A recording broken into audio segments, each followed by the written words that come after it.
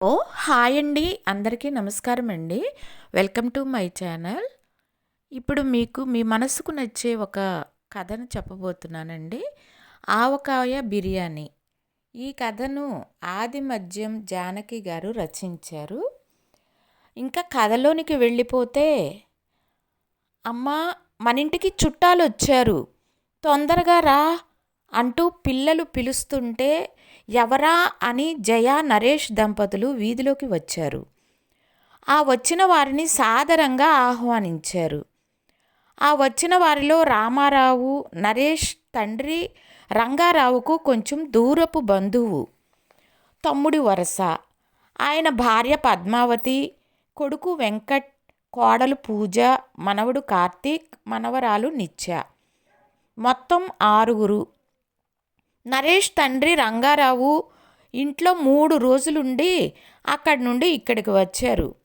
ఈ రోజుల్లో ఇంతమందికి అతిథి మర్యాదలు చేయడం అంటే ఓ మధ్యతరగతి కుటుంబానికి పెను భారమే. ఇది కలికాలం, ఆకలికాలం. అయినా ధరలు చూస్తేనే సగం ఆకలి చచ్చిపోతుంది. కల్తీల వల్ల ఆరోగ్యం చెడిపోతుంది. వైద్యం చేయించుకోలేక ప్రాణం చెదిరిపోతుంది. వచ్చిన రామారావు గారి కుటుంబం పెద్దలు కాఫీలు, పిన్నలు పాలు తాగటాలు అయ్యాక స్నానాలు చేసి టిఫిన్స్ తిని మరోసారి కాఫీలు పూర్తి చేసి రిలాక్స్డ్గా కూర్చున్నారు. నరేష్, పాపం మీ నాన్న చాలా బాధలు పడుతున్నాడురా, ఆరోగ్యం కూడా బాగుండటం లేనట్టుంది. ఏంటి అన్నయ్య ఇలాగా అయిపోయావు అంటే, ఏం పర్వాలేదు లేరా తమ్ముడు, నాకేమిటి అన్నాడు. కాస్త నువ్వు కనిపెట్టి ఉండాలిరా అంటూ రామారావు అన్నయ్య రంగారావు మీద సానుభూతి వెలిబుచ్చాడు. అవునమ్మా జయ, మీ అత్తగారు కూడా ఆ పల్లెటూరులో ఎందుకమ్మా, కొడుకు కోడలు ఉన్నారు, లక్షణంగా వారి దగ్గరికి రాకూడదా అంటే ఆవిడ అలాగే నవ్వేస్తుంది. మా కాలు చెయ్యి బాగున్నంతకాలం ఇంకొకరికి భారంగా ఎందుకుంటామమ్మా అంటుంది. ఈ మధ్య కాళ్ళు బాగా నొప్పులుగా ఉంటున్నాయట అంటూ భర్త మాటలకు మద్దతుగా పలికింది. వాళ్ళ మాటలకు అడ్డొస్తూ, బామ్మ ఈ అంకుల్ వాళ్ళు బీచ్కి తీసుకెళ్తారు అన్నావు కదా, ఇంకెప్పుడు బామ్మ అంటూ వాళ్ళ మనవడు కార్తీక్ వాళ్లను పీడించసాగాడు. నరేష్ జయను ఏదో పనున్నట్లుగా పక్కకు పిలిచి, చూడు జయ, వాళ్ళు రాక మన ఇంటికి వచ్చారు, కాస్తంత అతిథి మర్యాదలు జాగ్రత్తగా చేయి. వాళ్ళు నెలకు 2 బంధువుల ఇళ్లకైనా వెళుతుంటారు. ఎక్కడైనా మన మర్యాదల గురించి అంటే బాగోదు కదా, ఏమంటావు అన్నాడు చిన్నగా. అవునండి, మరీ రేషన్ బియ్యం వండి పెడితే బాగోదు. మనమంటే ఎలాగో తింటున్నాం. కాస్తంత ఖరీదైన బియ్యం, కూరలు, పాలు, పెరుగు అవి తీసుకురండి. మన కిరాణా సురేష్ ఖాతాలో రాయించి. తిండి సరేనా కాస్తంత రహస్యంగా అంది జయ. జయ అందించిన బ్యాగ్ తీసుకుని బజారుకు వెళ్ళాడు నరేష్. ఈలోపు వీళ్ళ ఇంటికి దగ్గరలోనే ఉన్న గణపతి దేవాలయానికి బయలుదేరారు అందరూ. అక్కడి దేవాలయ విశేషాలను పూజారిని అడిగి తెలుసుకొని తీర్థం ప్రసాదం తీసుకొని ఇంటికి తిరిగి వచ్చారు. నరేష్ తన జీతం నుండి ప్రతి నెల అమ్మా నాన్నలకి 5,000 పంపాలి. మిగతా వాటితో ఇల్లు, పిల్లల చదువులు గడుపుకోవాలి. ఈ రోజుల్లో ఇది ఎంత కష్టమైన పనో ఎవరికి తెలియదు. అతిథులు ఇంటికి వచ్చేసరికి జయ చక్కగా భోజనాలు సిద్ధం చేసింది. మనస్ఫూర్తిగా వండి వడ్డించిన ఆ భోజనం వారికి ఎంతో నచ్చింది. అన్ని పదార్థాలను చక్కగా ఆరగించి, ఏమైనా కానీ జయ, మంచి భోజనం పెట్టావు అంటూ సంతోషంగా మెచ్చుకున్నారు. మధ్యాహ్నం 2 నుండి 4 వరకు హాయిగా నిద్రపోయారు. 4 గంటలకి పద్మావతి, నాన్న లేవండిరా, బీచ్కి వెళదాం. బీచ్కి తీసుకువెళ్ళపోతే మళ్ళీ గోల చేస్తారు, మళ్ళీ చీకటి పడితే సముద్రం కనపడదు, త్వరగా బయలుదేరండి అంటూ మనవడిని మనవరాలిని లేపింది. అందరూ తయారవుతుంటే నరేష్ కొడుకు కూతురు కూడా అమ్మా నాన్నల వైపు చూడసాగారు. వాళ్ళు ఎక్కువగా బీచ్కి తీసుకువెళ్లరు. వెళితే 500కి తక్కువ ఖర్చు అవ్వదు. అది వారి బడ్జెట్కి ఎక్కువ ఖర్చే. అందుకని వారి ముఖాలు చూడలేక మీరు కూడా తయారవ్వండి, అందరం కలిసి వెళదాం అన్నాడు నరేష్. ఇంటికి బంధువులు వచ్చినందుకు వాళ్ళు ఎంతగానో సంతోషంగా ఉన్నారు. ఎందుకంటే బీరువాలో ఉన్న కొత్త బట్టలు కట్టుకోవడానికి ఇస్తారు. ప్రతిరోజు అయితే పాత బట్టలే వేసుకోవాలి. కోడలు పూజ బీచ్కి రెడీ అవుతుంటే అత్త జయ దగ్గరికి వచ్చి, చూడమ్మా ఎంత బంగారం వేసుకుంటుందో, నా కొడుకు సంపాదించే డబ్బులన్నీ నాకు తెలియకుండా పుట్టింటికి చేరవేసి బంగారం అంతా పుట్టింటి వాళ్ళు కొన్నారని ఫోజు కొడుతుంది అంటూ నేరాలు చెప్పింది. ఇంతలో కోడలు రావటంతో అక్కడితో ఆపేసింది. అత్తగారు అటు వెళ్ళగానే, ఏమక్కయ్యా, మా అత్తగారు ఏమిటో చెబుతుంది, తన కొడుకు సొమ్మంతా తినేస్తున్నానని ఏడుపు, అలాంటప్పుడు కొడుక్కి పెళ్ళెందుకు చేసిందట అంటూ చేతులు తిప్పుతూ చిన్నగా చెప్పింది. ఇంతలో అత్తగారు వచ్చేసరికి, అత్తయ్య గారు, మీకు ఈ జరీ చీర ఎంతో బాగుంది అంది నవ్వుతూ పూజ. సడన్గా సంభాషణ తీరు మారేసరికి జయ అయోమయంగా చూసింది వాళ్ళిద్దరి వంక. నీకు కూడా పూజ ఈ డిజైన్ చీర ఎంత బాగుందో అంటూ అత్తగారు కూడా నవ్వింది చిన్నగా. అందరూ తయారయ్యేసరికి ఆలస్యం అయిపోయింది. అందుకని డైరెక్ట్గా 2 ఆటోలు కట్టించుకొని 200కు మాట్లాడుకొని బీచ్కు చేరుకున్నారు. బీచ్కి వెళ్ళగానే వెంకట్ పూజ కొత్త దంపతుల్లా ఒకరు చేయి ఒకరు పట్టుకొని సముద్రపు అంచుల వెంబడి కబుర్లు చెప్పుకుంటూ వెళ్ళిపోయారు. రంగారావు పద్మావతి దంపతులు వయసు మీద పడ్డవాళ్ళు కాబట్టి ఒకచోట కూర్చుండిపోయారు. నరేష్ జయలు తమ పిల్లలతో పాటు వాళ్ళ పిల్లలకి తినిపించడం ఆడించడం చేశారు. వెళ్ళిన దగ్గర నుంచి వాళ్ళ పిల్లలు అంకుల్ మిక్చర్, అంకుల్ మామిడికాయ ముక్కలు, ఐస్ క్రీంలు, సమోసాలు అంటూ అడిగి అడిగి మరీ కొనిపించుకొని తిన్నారు.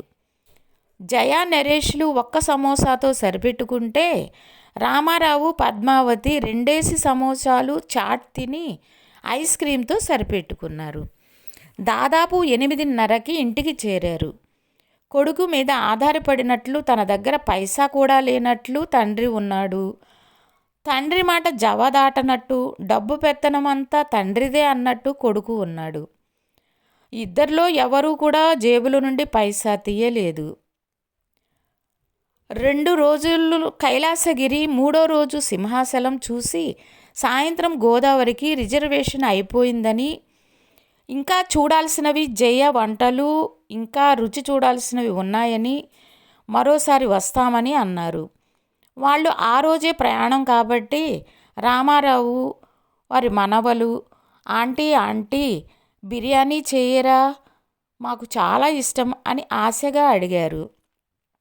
అది విన్న తల్లి పూజ మొహమాటానికి, నేను ఇంటికి వెళ్ళాక చేస్తాలేండి, ఆంటీని ఇబ్బంది పెట్టకండి అంది కసురుకున్నట్టుగా. మొన్న చేసావుగా, ఛీ యా, ఏం బాగాలేదు, నీకు రాదులే చెయ్యడం అంటూ తల్లిని విదిలించేశారు. దాంతో పూజ మొహం మార్చుకుని పక్కకు పోయి సూట్ కేసు సర్దుకోసాగింది. వంటింట్లో ఒక్కతే జయ యుద్ధం చేసిన దానిలాగా అలసిపోయి అందరికీ అన్నీ తయారు చేసింది. పెద్దవాళ్ళు మసాలాలు వద్దన్నారని వారికి గోధుమ రవ్వ ఉప్మా చేసి ప్యాక్ చేసింది. అసలు పనితో కొట్టుకుంటుండగా రామారావు గారు జయని పిలిచి, అమ్మాయి, ఆవకాయ ఉంటే సీసాలో పెట్టియమ్మా, నాకు అది చాలా నచ్చింది అన్నాడు. అసలే పెద్ద ఆయన అడిగాడు కదా, అయ్యో అలాగే మామయ్య గారు, ఇస్తాను అంటూ ఓ సీసా చూసి ఆవకాయ జాగ్రత్తగా ప్యాక్ చేసింది. ఫుడ్ ఐటమ్స్ అన్నీ ఒక బ్యాగ్లో పెట్టి పూజ చేతికి ఇచ్చింది. తర్వాత వారిద్దరికీ బొట్టు పెట్టి వాయిదాల పద్ధతి మీద వారు చూడకుండా తెచ్చిన చీరలు ఇద్దరికీ పెట్టింది జయ. నరేష్ ఆటోలు తీసుకొస్తే అందరూ స్టేషన్కి బయలుదేరారు.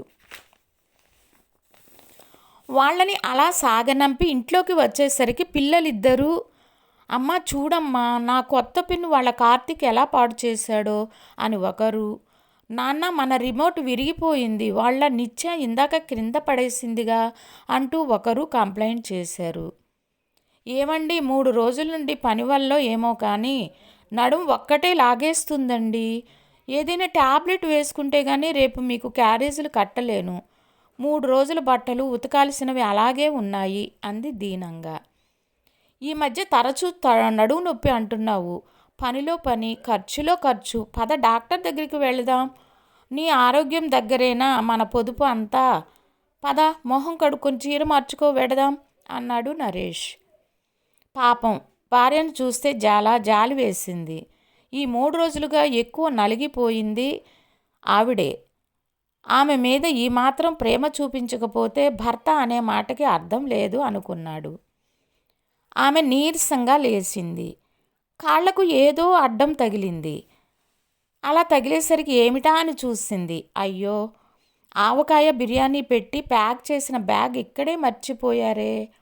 పాపం పిల్లలకి ఆకలి వేస్తుంది కదా అనుకుంటూ ఆ విషయాన్ని భర్తతో చెప్పింది. పర్వాలేదులే, దారిలో ఏదో ఒకటి కొనుక్కుంటారులే అనేశాడు నరేష్ విసుగ్గా.